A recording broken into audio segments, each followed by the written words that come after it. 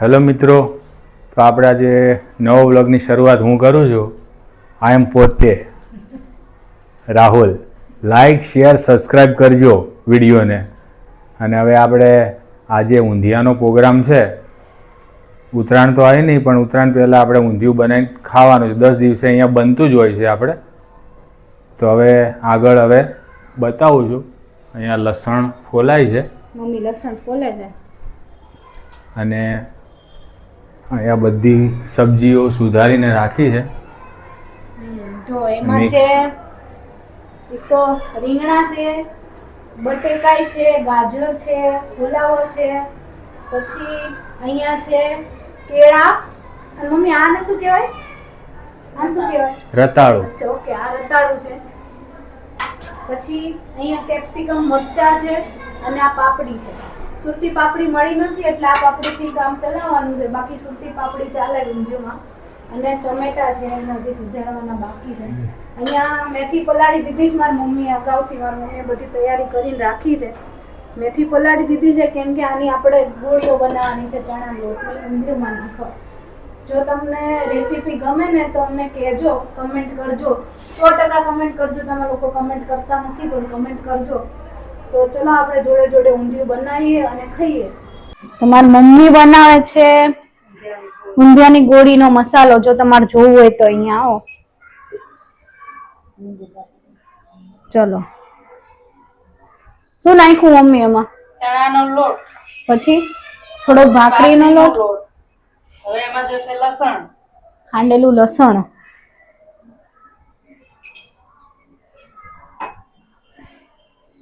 પછી નમક, નમક સ્વાદ અનુસાર, સ્વાદ અનુસાર નમક, ચપટી ખાંડ, આ તો બોલો ચપટી ભર્યા ચોખા ને ઘીનો છે દીવડો. આમાં મસાલા કેટલા આવે? ઘણા બધા, જેટલા નાખવા હોય તમારે. લાલ મરચું, લાલ મરચું, ધાણા જીરું,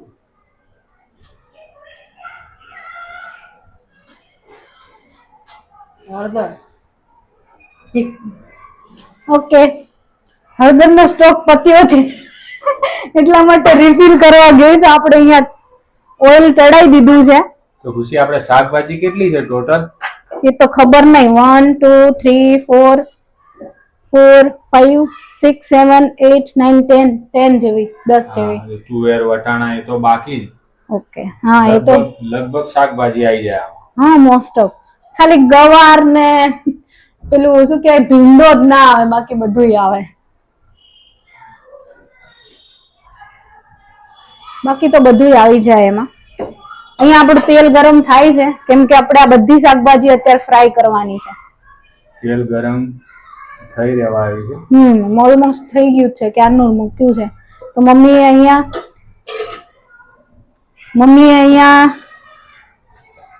ઓઇલ નાખ્યું છે. હળદરનો સ્ટોક રિફિલ થઈને આવી ગયો છે. હળદરે નખાઈ ગઈ છે અને મેથી હવે જશે.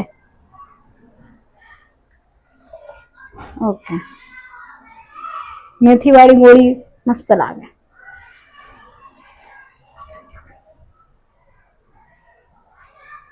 પછી આના કરી દેવાનો મિક્સ. બરોબર ને મમ્મી? હવે કમ્પ્લીટ થઈ ગયું છે ગોળીઓનું કામ. હવે ગોળીઓ બનશે અને અહીંયા ખુશી તળવાનું કામ ચાલુ કરી દીધું છે. શાકભાજી તળાય છે. થોડી થોડી ફ્રાય કરી લેવાની એટલે એને છે ને ચડતા વાર ના લાગે. ખુશી બેને થોડું ઓઇલ વધારે મૂકી દીધું છે. તો ચાલે, તો હમણાં હોય ગોળીઓમાં હોય જાય, ખબર એમ નહીં, તપેલામાં લઈશ ને. હા, ફ્રાય કરી લઈએ ને એટલા માટે શું થોડુંક ચડે ફટાફટ ચડી જાય, વાર ના લાગે ચડતા. અને થોડો ટેસ્ટ ઇન્હેન્સ થઈ જાય. વાહ, ઇન્હેન્સ ઇંગ્લિશ.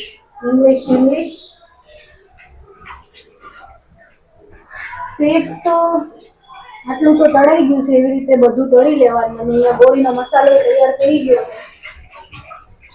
તેની હવે ઝીણી ઝીણી ગોળી વાળીને પછી ફ્રાય કરીને ઊંધિયામાં નાખવાની.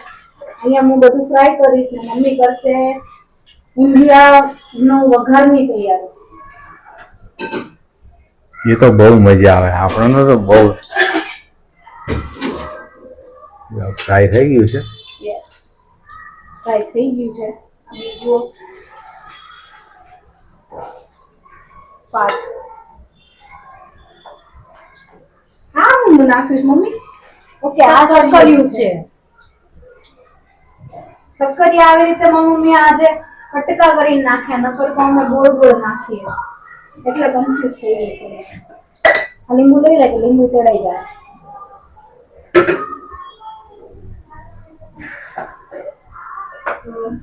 આટલું તળાય તો હવે આપણે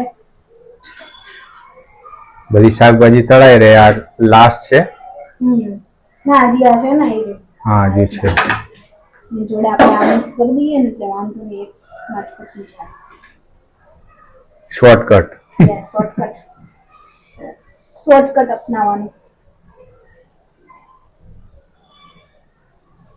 રીંગણ નાખી દો.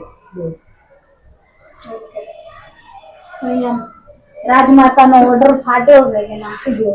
રીંગણ નાખી દો. મેન ઉસ્તાદે કીધું છે. યસ.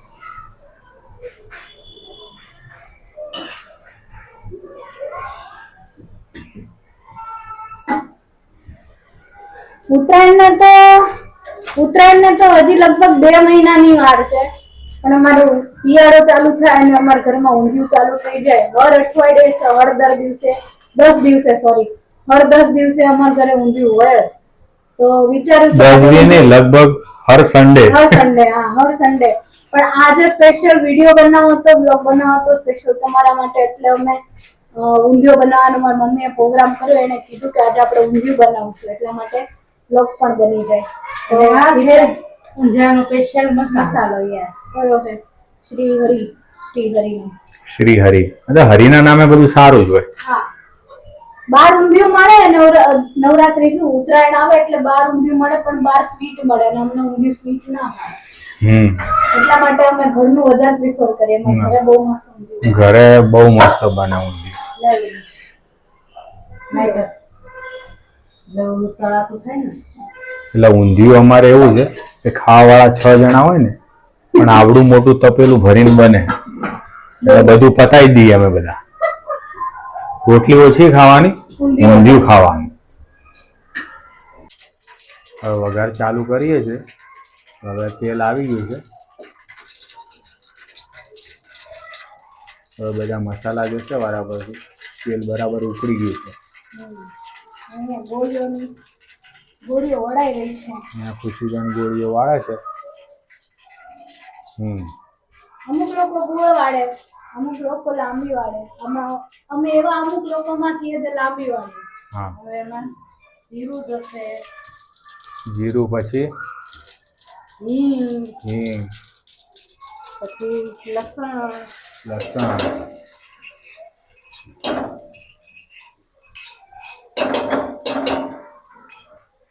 પછી આ પાપડી છે, પાપડી અને કેપ્સિકમ અને પાપડી તો મેથીની ગોળીઓ બધી આપણી. કારણ કે એને તેલમાં ફ્રાય કરવી છે એટલે પહેલા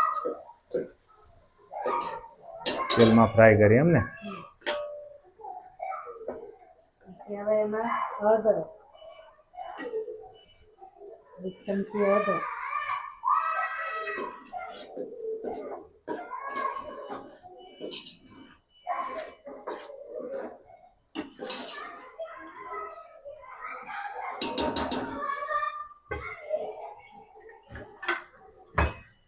વઘારનું બધું મટીરિયલ આવી ગયું. હવે શું આવશે? એમાં હવે ધાણા જીરું,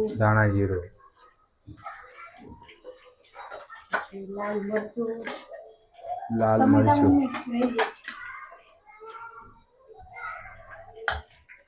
મરચું, પછી ઊંધિયાનો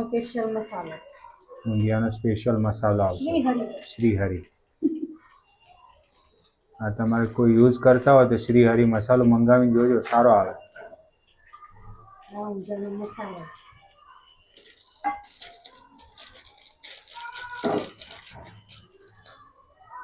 તમારે મળતો હોય તો આ બધું મિક્સ કરી દેવાનું.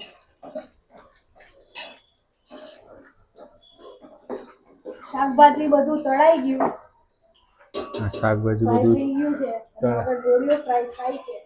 કેટલી બાકી છે ગોળીઓ વાળવાની? થોડીક છે, હવે આમાં વળાતી જશે ને વળાતી જશે. હવે બધું જે ફ્રાય કરેલું હતું શાકભાજી એ બધું એ add બધું એડ થઈ ગયું છે. તો આપણું ઊંધિયું બનીને તૈયાર થઈ ગયું છે. અહીંયા રોટલી ચાલુ થઈ ગઈ છે, મમ્મી રોટલી બનાવે છે. ઊંધિયું બહાર મુકાઈ ગયું છે.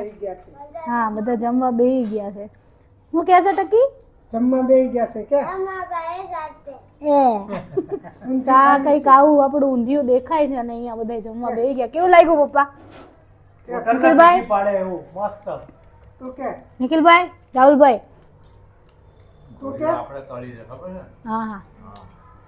ટકી શું ખાધો તું? હું ખાધું તો ઊંધિયું કે ઊંધિયું કેવું લાગ્યું? આમ કે આમ કાય તો તમને ઊંધિયુંની રેસીપી કેવી લાગી એ કહેજો કમેન્ટ કરીને. જેમ આગળ કીધું એમ કમેન્ટ કરજો, લાઈક કરજો અને શેર પણ કરજો, અને નવા હોય તો સબસ્ક્રાઈબ પણ કરજો. તો આપણે મળીએ નવા વ્લોગમાં. ત્યાં સુધી બાય બાય.